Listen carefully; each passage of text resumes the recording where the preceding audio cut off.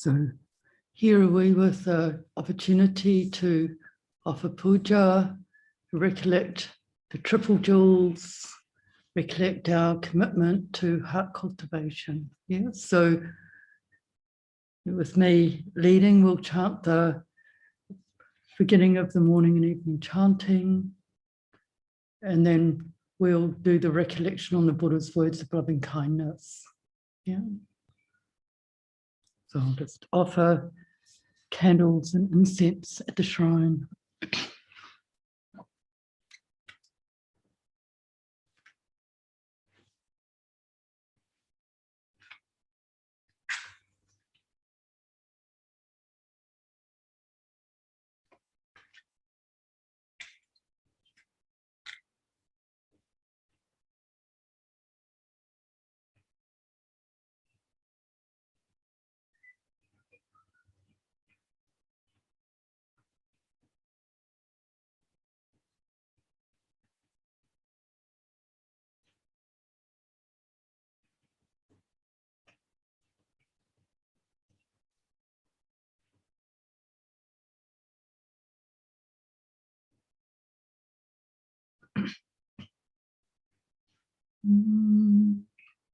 Yoso bhagava arahang samma sambuddho swakato ye na bhagavata dhammo supatipanno yasa bhagavato sāvaka sangho Tamayam bhagavantam sadhamang sasangham imehi sakare yatataraham aroditehi apipujayama sadhu no bante bhagava Sutiraparini Votopi Hatima Janatanukam Pamanasa Ime Sakare Dugatapana Karavote Patiganhatu Amakandi Karatang Itaya Sukhaya Arahang Samma Sambuddho Bhagava Buddhang Bhagavantam Abhivademi.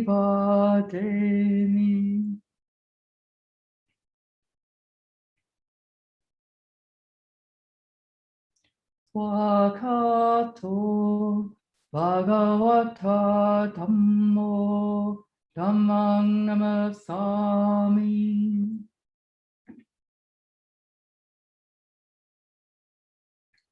Supatipanno Bhagavato Sāvaka Sangho Sanghang Namami.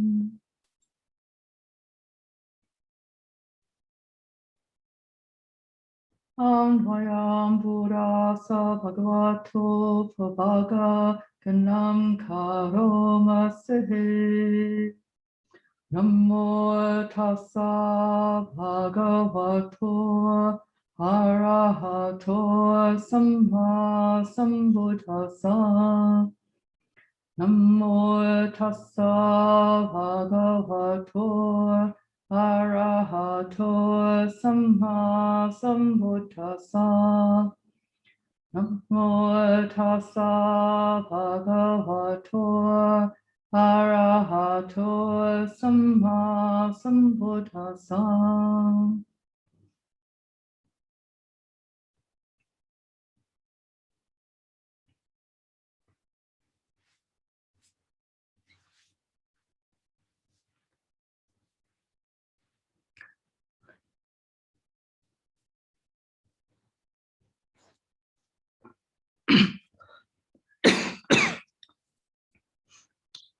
So the chant of the Buddha's words on loving kindness.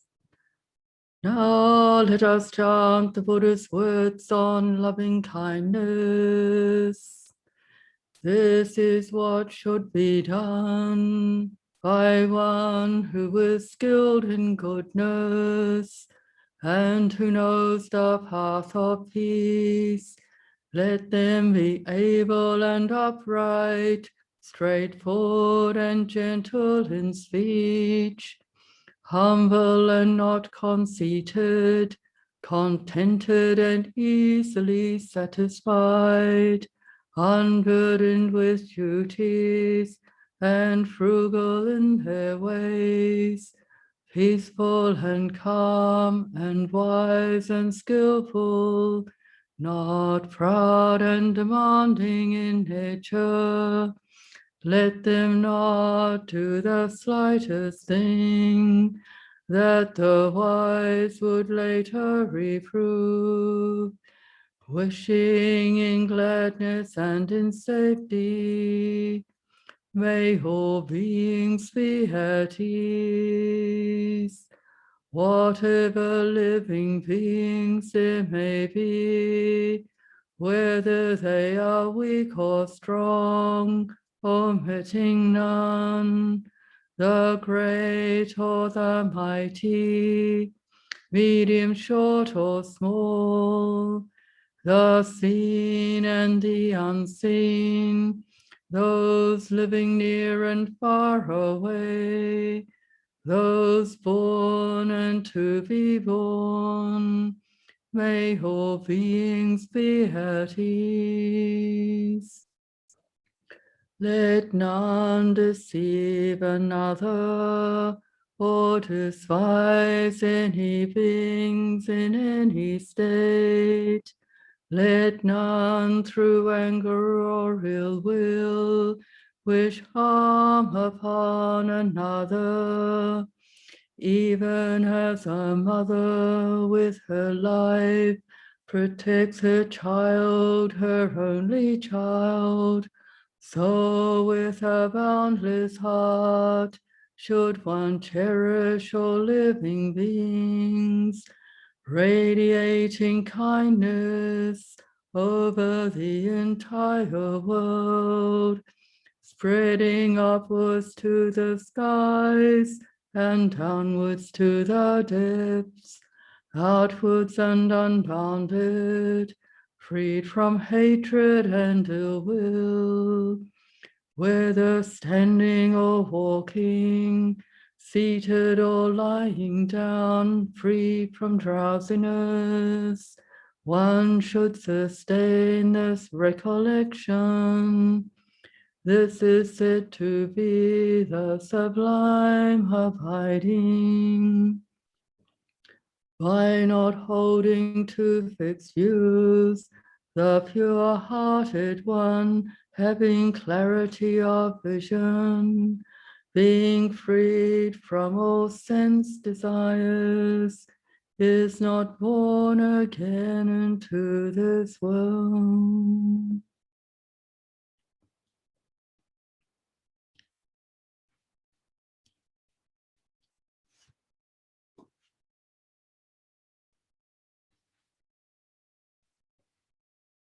And so this really beautiful teaching, isn't it? The teaching on loving kindness. And it's helpful to really know and consider one of the times it was given. It was given to a community that was feeling fear and apprehension. Yeah. So that to really have it as a medicine, loving kindness as a medicine, but also these words we can know and recite. Yeah. That they're a tremendous protection to protection, to upright the mind into this flow of kindness, friendliness, indiscriminate across the entire world.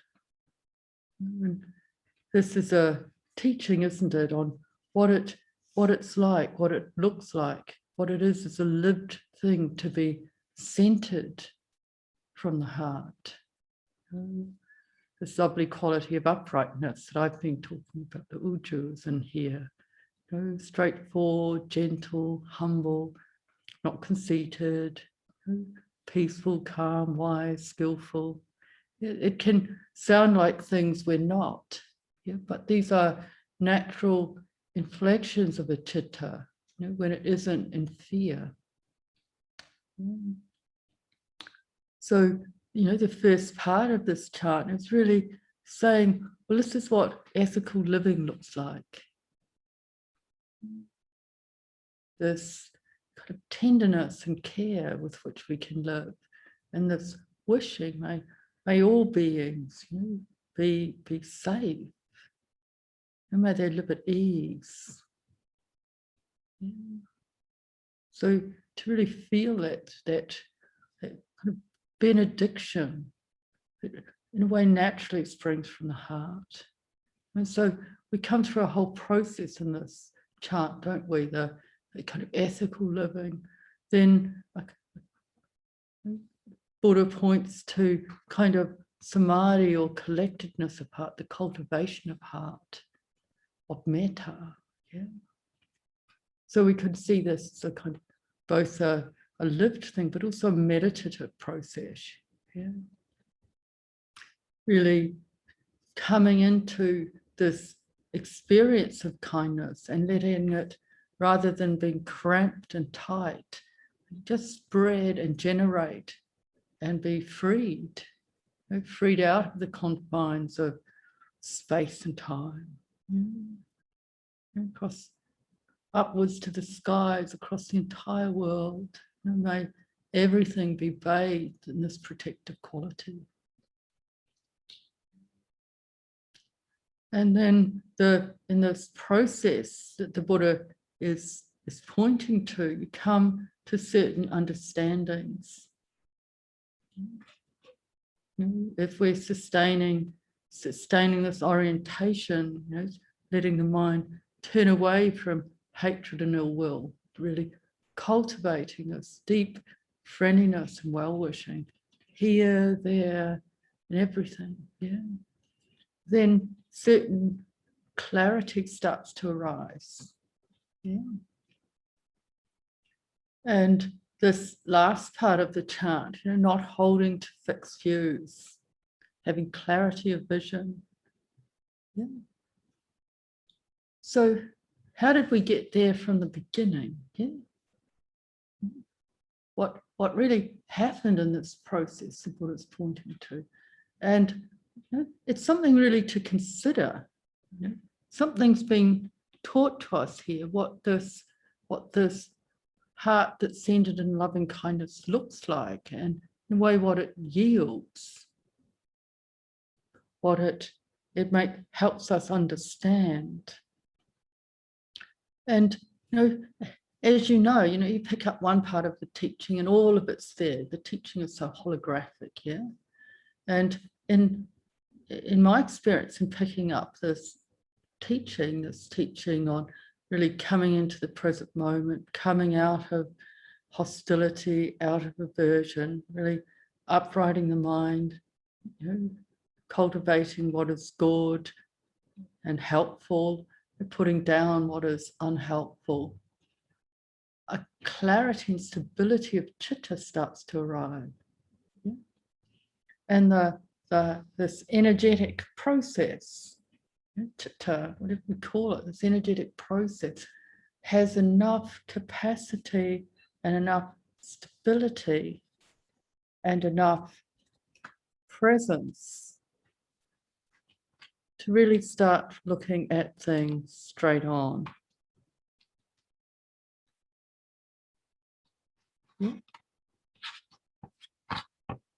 And when we do that, what do we start to become aware of?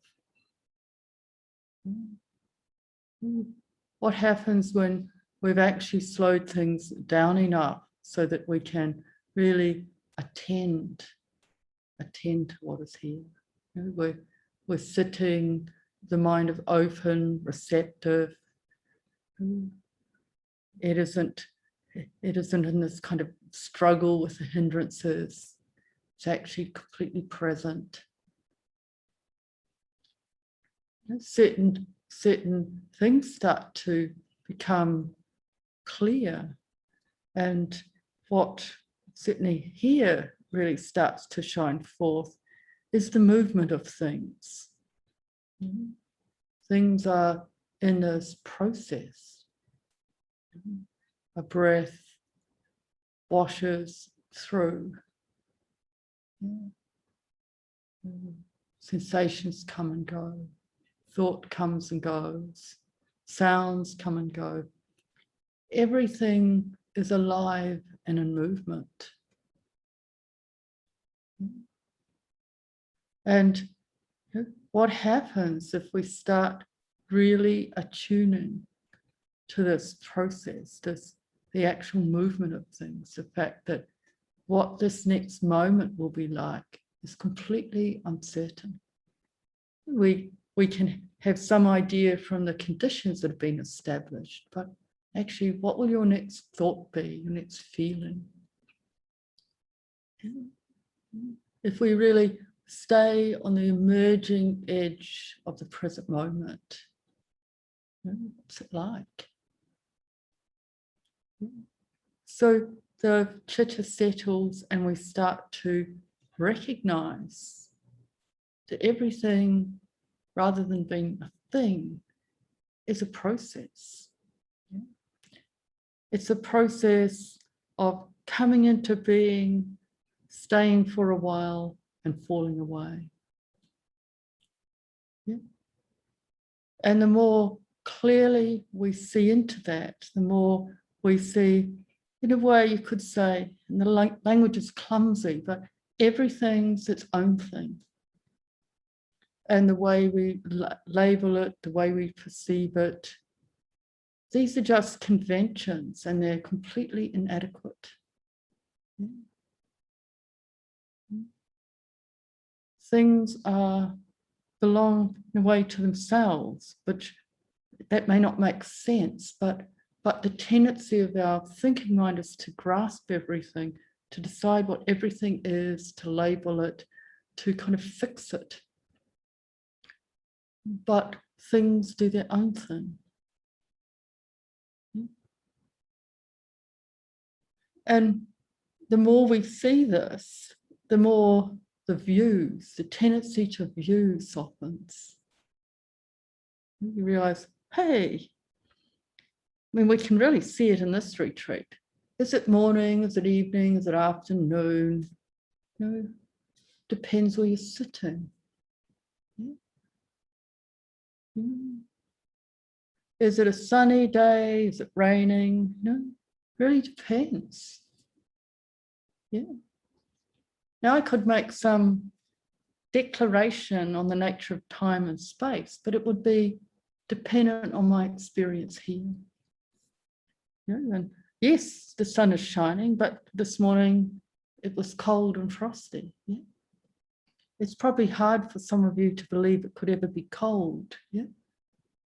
Because that's also mysterious, isn't it? When we're in an experience, say we're in an experience of tremendous heat, it's hard even to really have a body sense that it's possible to be cold. Our present moment experience can be so vivid, it feels so as if this is just it, only thing possible. And what the process of this coming into the heart, coming into kindness is doing is really softening that certainty.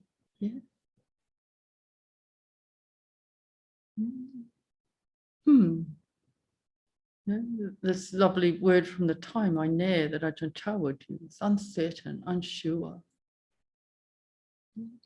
So when we have that there, it's harder to decide what everything is and bring in judgment, criticism, and everything that can go with that. So in that process, there's something about, as the heart gets more attuned, that tendency to fixed views falls away. Yeah? And there's a great compassion in that. Yeah?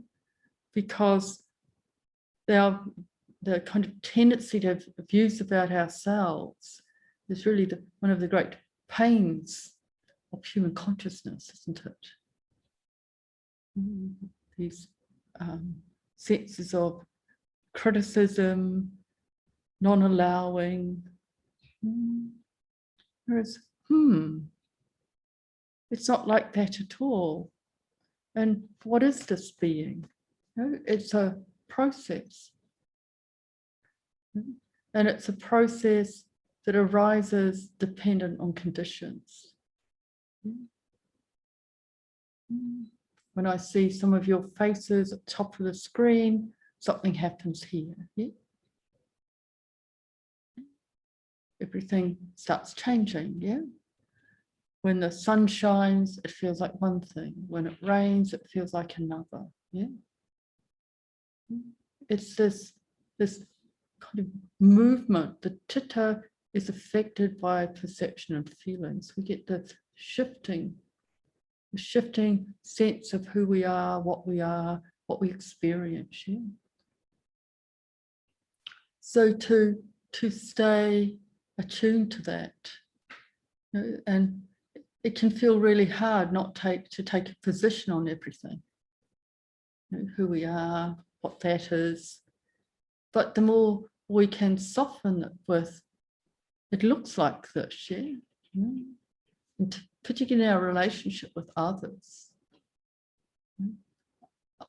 How often we are wrong, yeah. We looked from where we looked, and we only saw what we were capable of seeing at the time.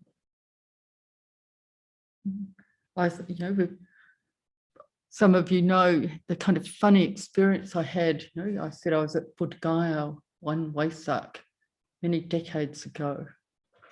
And because at that time there'd been, or the week before the Vesak night, there'd been a young woman raped and killed there around the temple.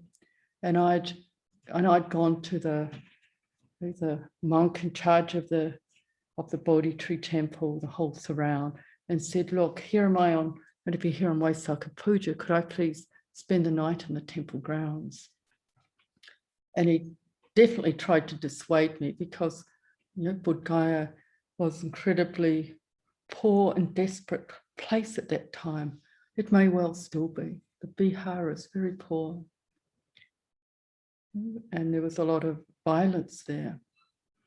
But anyway, I was finally given permission to spend the night under the Bodhi tree, which was really wonderful. And as I said before, it was a hot season, so all the pilgrims had gone. It wasn't the place to be. Yeah. And I was spending the night there, and what was so vivid about it was that the heat, the mosquitoes, the cold, the crawling ants, that it wasn't like one might imagine. Yeah. I mean, for me, there's this tremendous faith, but the conditions were difficult. But the really funny thing was that there were 4 Indian men with these huge long sticks, probably about 8 feet. And they were there around the Bodhi tree. Yeah. And every time I'd get up to do walking meditation, they'd follow me. And there'd be the clunk, clunk, clunk of their sticks as they followed me around. And I'd feel so frightened. Yeah. And so this went on really all night. Yeah. They'd sit when I sat, they'd follow me when I walked. And it was only about a decade later, something suddenly went boom in my brain, and I said, oh, they were there protecting me. Yeah. Now, just imagine what it would have felt like if I'd sat there that night feeling protected. Yeah. I felt completely under the shelter of the Bodhi tree, but on the level of external conditions, I felt incredibly vulnerable. Wow, I missed I missed a gift I'd been given. You know, this monk had made sure that temple guards made sure I was all right. Yeah. Yeah. How much else am I missing? So it's these things that can suddenly bring us up short, and we think, wow, perception is really tricky, because perception and feeling really move the chitta. And what, of all the ways I could perceive this world, all the things I could pick up and notice, what am I noticing?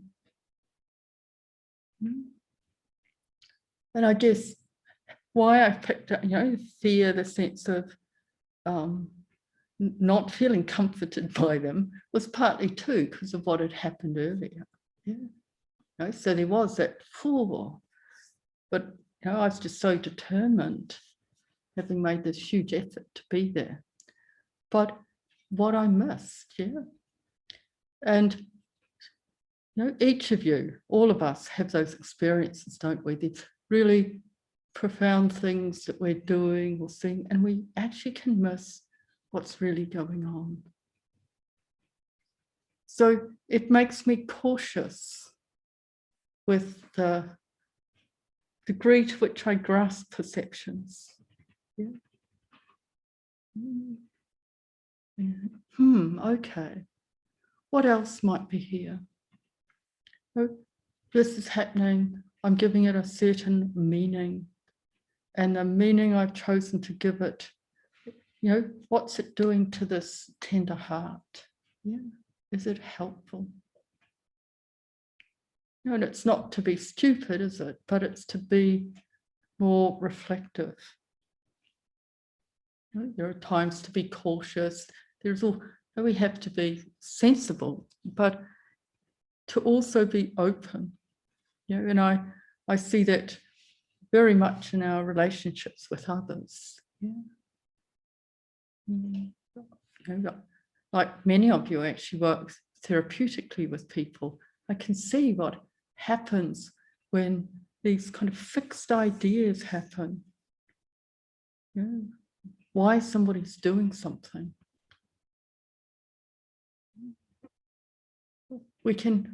What happens, we put a bit of breath into that, a bit of love into that. So to me, this is the encouragement of this sutta, the Buddha's words on loving kindness. The sense of this wisdom faculty. Not holding fixed views, really seeing things as in movement, as process.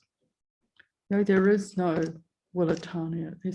There's actually a process that keeps arising dependent on conditions.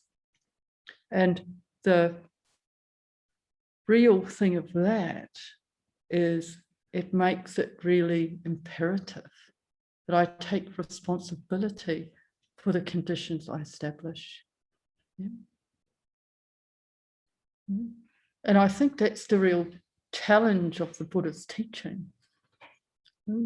If we were from some other, if we had a theistic view of the world, maybe some supreme being would pick us up and save us. You can see,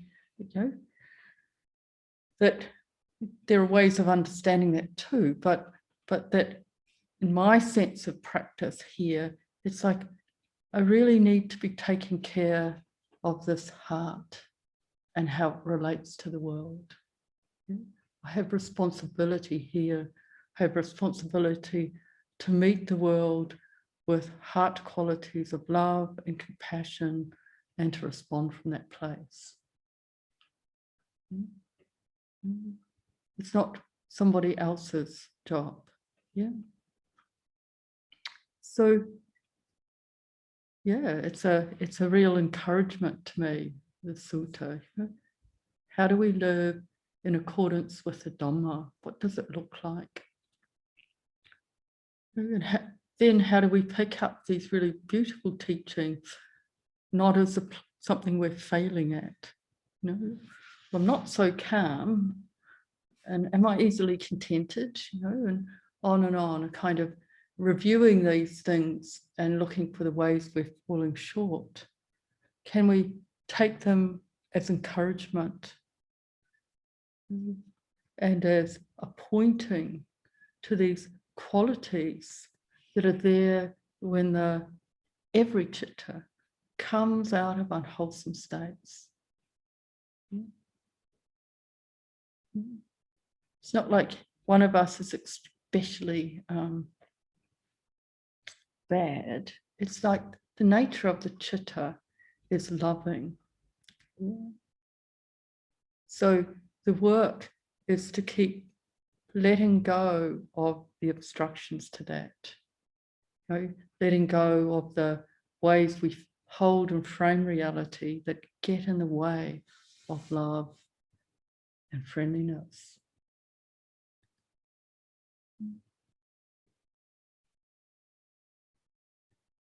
So it's an encouragement, I would say, this teaching, and the sense that this cultivation is a cultivation that brings safety. That when the heart is really grounded in loving kindness, then nothing can go wrong. Whatever plays out externally. We don't lose home. We're still here. The heart is upright. It's responding in whatever way it can wholesomely to whatever conditions are arising.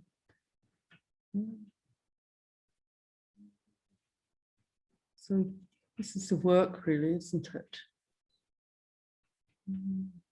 So we sit, we ground ourselves, we come into this embodied experience, we open the mind, we notice what is here, and we're sensitive to the fact that our experience is in this process of movement and change.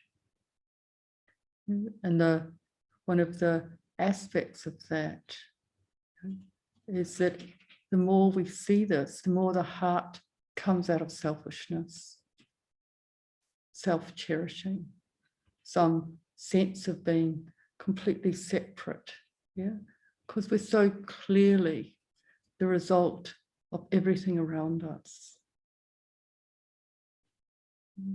We're in relationship with everything. So it's the place the Buddha pointed to and said, if you're going to pay attention to anything, pay attention to anicca.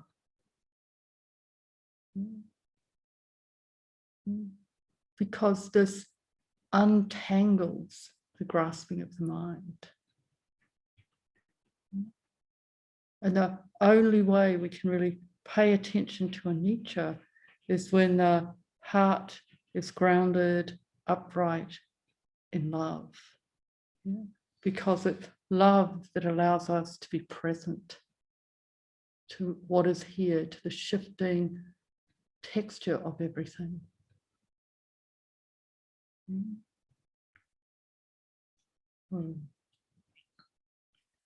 So let us keep real heart with this practice, so that the depths and the understandings that really free us up are really revealed as we practice.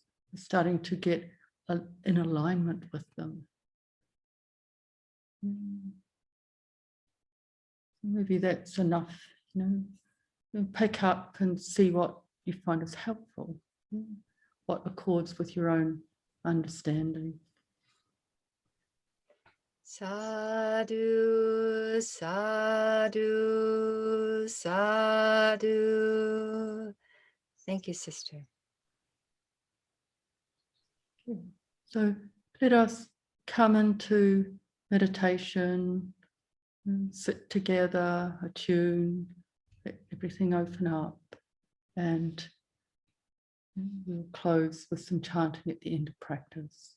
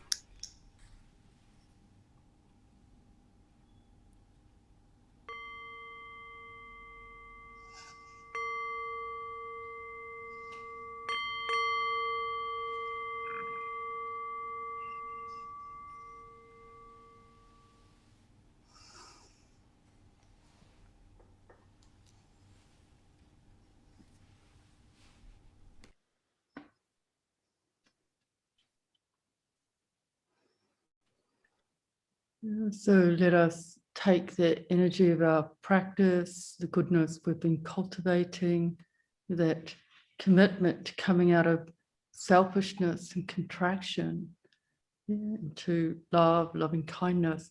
Let us scatter that across the world. Yeah. So imagine, here am I, there are you. So as this energy ripples out, it bathes the whole of our beautiful planet.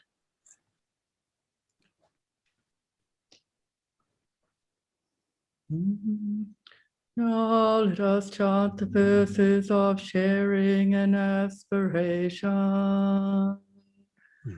Through the goodness that arises from my practice, may my spiritual teachers and guides of great virtue, my mother, my father, and my relatives, the sun and the moon, and all virtuous leaders of the world, may the highest gods and evil forces, celestial beings, guardian spirits of the earth, and the Lord of death, may those who are friendly, indifferent, or hostile, may all beings receive the blessings of my life. May they soon attain the threefold bliss and realize the deathless. Through the goodness that arises from my practice, and through this act of sharing, may all desires and attachments quickly cease, and all harmful states of mind, until I realize Nirvana in every kind of birth. May I have an upright mind with mindfulness and wisdom, austerity and vigor. May the forces of delusion not take hold, nor weaken my resolve. The Buddha is my excellent refuge, unsurpassed is the protection of the Dhamma. The solitary Buddha is my noble guide. The Sangha is my supreme support. Through the supreme power of peace, may darkness and delusion be disfound.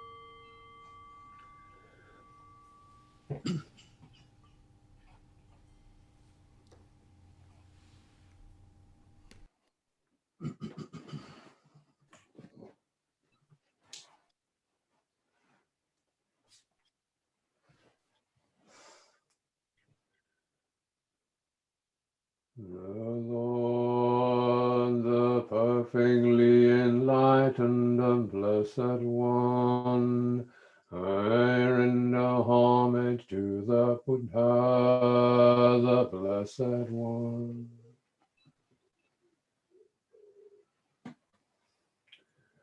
The teaching so completely explained by him, I bow to the Dhamma.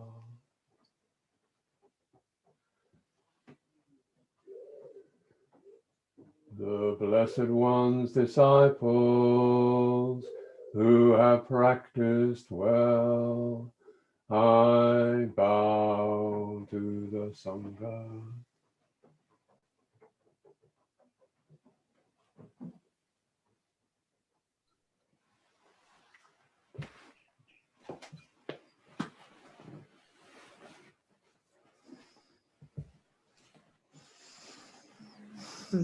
Through taking that energy forth, into whatever is suitable according to where you find yourself. Yeah. You'll be in Ajahn Sutito's good hands for the next period of practice.